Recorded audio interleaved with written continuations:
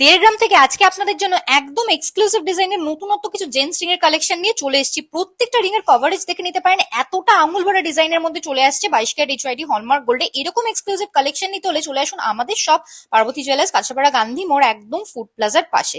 এই কালেকশনটাই চলে আসি, ডিজাইনটা আপনারা পেয়ে যাচ্ছেন অ্যাপ্রক্স 32,900 রুপিস স্টার্টিং প্রাইসে।